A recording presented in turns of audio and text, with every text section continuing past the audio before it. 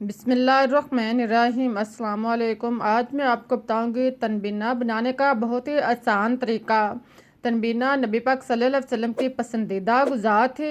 इसको आप सहरी में ले या सुबह नाश्ते में, ये आपको सारा दिन एक्टिव चुस्त चलाक रखेगी और आपकी हड्डियों पट्ठों को मजबूत करेगी। इसके लिए आप आधा कप दलिया लें, इसको आप घर में तैयार कर लें या आप बाजार से ले लें।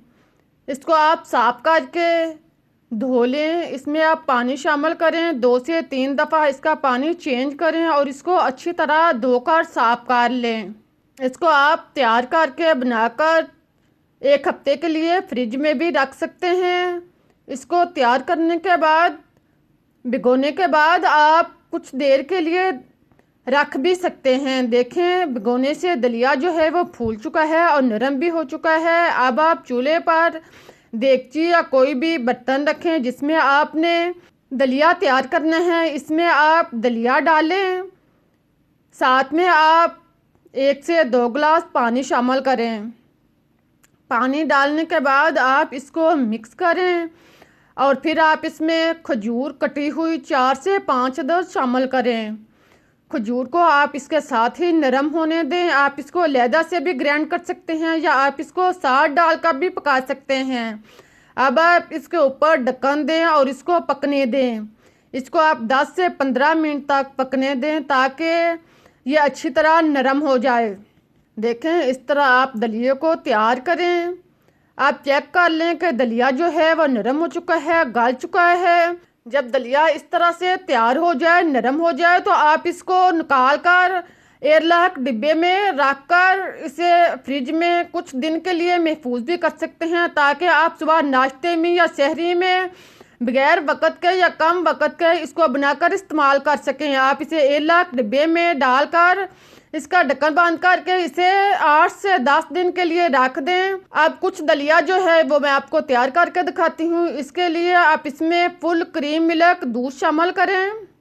इसके लिए आप 1 लीटर दूध में 2 चम्मच दलिया डालें और इसको आप बॉयल होने दें। दलिए और दूध को अच्छी तरह मिक्स करें और फिर आप इसमें फुल मखाने आधा कप शामिल कर लें। फुल मखाने डालकर इसको मिक्स करें, चम्मच चलाएं और सारी चीज़ों को मिक्स कर लें। अब आप इसके ऊपर ढक्कन रखें, ढक्कन खुद बंद नहीं करें ताकि बॉयल होकर दलिया बाहर ना आए। इसको आप इतनी देर तक पकने दें कि दलिया जो है वो गहरा हो जाए। 8 से 10 मिनट के बाद आप ढक्कन ओपन करें।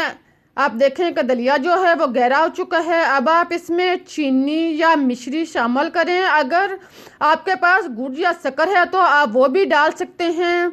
जो भी चीज़ आपके पास है वो आप इसमें डालें टेस्ट के मुताबिक, या आधा कप इसमें शामिल करके मिक्स करें।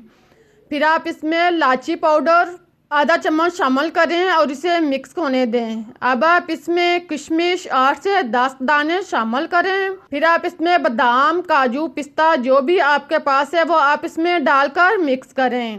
अब आप इसको इतनी देर तक पकाएं कि दलिया जो है वो खीर की तरह बन जाए। जब बुलबुले से बनने शुरू हो जाएं और ये खीर इस तरह से गहरी हो जाए तो इसको आप उतार लें। अब चूल्हा बंद करके इसको आप ठंडा होने के लिए रख दें। इसे आप इतनी देर तक रखें कि ये नॉर्मल हालत में हो जाए और ठंडा हो जाए।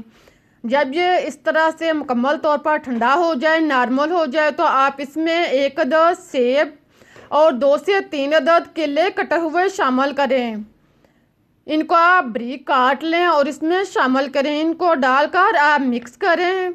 हर किस्म की कमज़ोरी से महफूज रखेगा। उम्मीद है कि आप लोगों को रेसिपीज़ बनाने का तरीका पसंद आया होगा। अगर रेसिपीज़ अच्छी लगी है तो इसे लाइक करें, शेयर करें, चैनल को सब्सक्राइब करना मत भूलें। मुझे इजाज़त दें, फिर मिलते हैं एक नई और मज़ेदार रेसिपीज़ के साथ। तब तक के लिए अल्लाह हाफिज़।